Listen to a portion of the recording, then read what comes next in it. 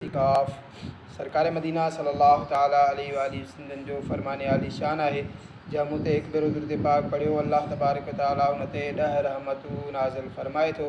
सल्लू अलल हबीब सल्लल्लाहु ताला अला मुहम्मद सल्लल्लाहु ताला अलैहि वसल्लम। सहाबा जी अज़मत ऐं शान कुरान मां अल्लाह करीम सिपारे 27 सूरह अल हदीद जी आयत नंबर 10 में इरशाद फरमाए थो। तर्जुमो कंजुल ईमान तवां में बराबर ना आहिनि उहे जिन फ़तेह मक्का खां अॻु ख़र्च ऐं जिहाद कयो। उहे मरतबे में उन्हनि खां वॾा आहिनि जिन फ़तेह खां पोइ ख़र्च ऐं जिहाद कयो। ऐं उन्हनि समूरनि सां अल्लाह जन्नत जो वाइदो फ़रमाए चुको ऐं अल्लाह खे तव्हांजे कमनि जी ख़बर आहे।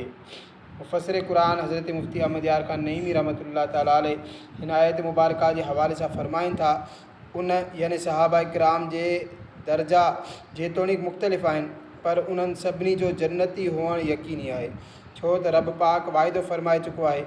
तमामु सहाबा आदिल ऐं मुत्तक़ी आहिनि छो त सभिनी सां रब करीम जन्नत जो वाइदो फ़रमाए छॾियो। जन्नत जो वाइदो फ़ासिक़ सां नाहे थींदो। नूरुल इरफ़ान आयत मज़कूर जे तहत हर सहाबी नबी करीम सल्लल्लाहु अलैहि वसल्लम जी सहाबियत जी निस्बत सां असांजे लाइ वाजिबु ताज़ीम आहे ऐं कंहिं बि सहाबी जी गुस्ताखी हराम ऐं गुमराही आहे।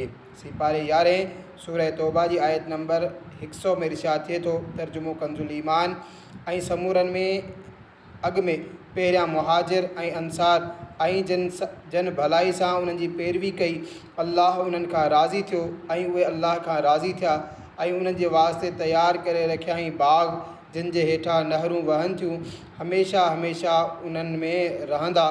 उहा ई वॾी कामयाबी आहे। हज़रत मुफ़्ती अहमद यार ख़ान नईमी रहमतुल्लाह ताला अलैह लिखनि था हिन आयत में तमामु सहाबा किराम जे मुतालिक़ 3 शयुनि जो ऐलान थियो। पहिरियों अल्लाह उन्हनि खां राज़ी थी चुको, ॿियो उहे अल्लाह खां राज़ी थी चुका, टियों जन्नत ऐं उतां जूं नेमतूं उन जे नाले मुक़ररु थी चुकियूं।